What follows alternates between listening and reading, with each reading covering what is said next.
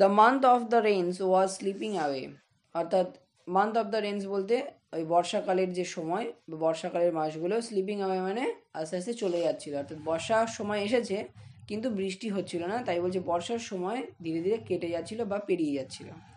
He looked up once again at the skies, সে আবার পুনরায় আকাশের দিকে তাকালো।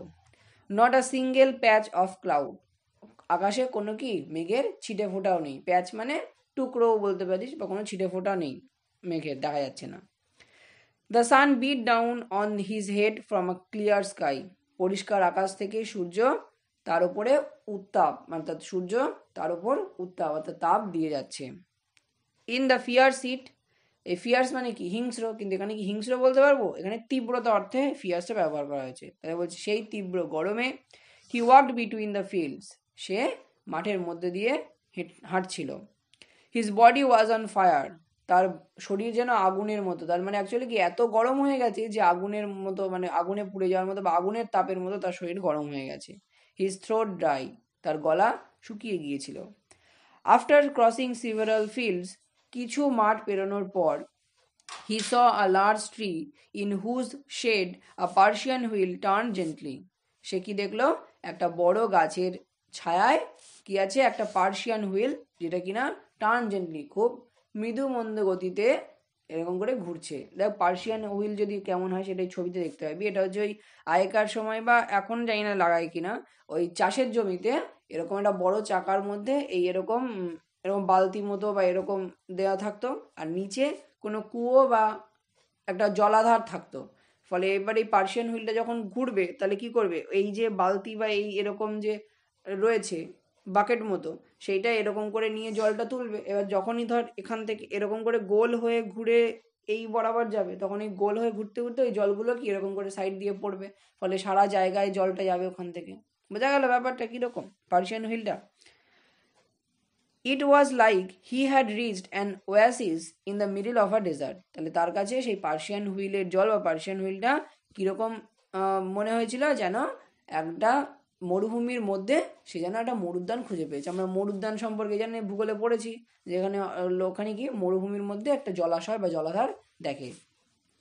হি reached the shelter of the tree and splashed the cooled water from the Persian wheel on his dusty feet, তাহলে সে সেই পার্সিয়ান হুইল বা ওই গাছের তলায় বা শেল্টারে গেল, গিয়ে সে কী করলো, সেই ঠান্ডা জল সেই পার্সিয়ান হুইল থেকে সেই ঠান্ডা জল নিয়ে সে তার সেই ধুলো মাখা পা বা ধুলোময় পায়ে কী করলো, একটু ছেটালো।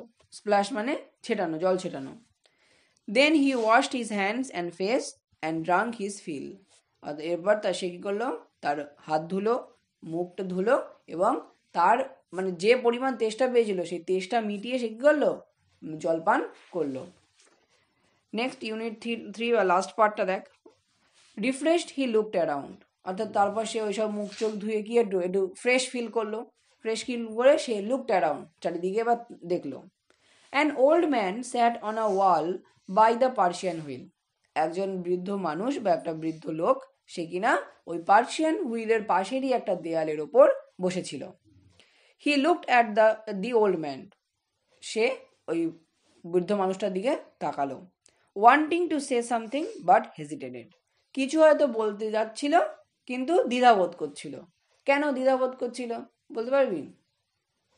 কিছু বলতে, হ্যাঁ, আগে দেখ সে একজনকে গ্রাস কাটারকে জিজ্ঞাসা করেছে, তারপরে কাকে জিজ্ঞাসা করেছে, একটা ফার্মারকে জিজ্ঞাসা করেছে, হ্যাঁ, এমনকি তার মাকেও বলেছে।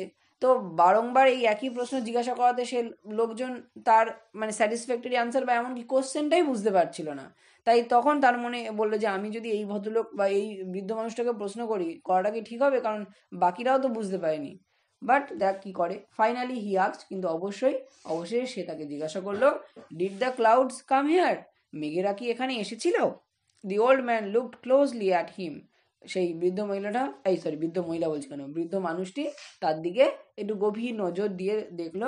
অ্যান্ড সেড, বলল, কি বললো, son when the clouds come, বাছা যখন মেঘেরা আসবে, the earth and the sky know of their coming, এই পৃথিবী এবং এই আকাশ তার আসার যে আগমন বার্তা বা আভাস সেটা দিয়ে দেবে। কারণ আমরা জানি যে মেঘ বা বৃষ্টিপাত হলে তার একটা মানে পরিবেশ সৃষ্টি হয় বা সেই টাইমের আবহাওয়ার একটা আভাস বা আগাম পূর্বাভাস আসে।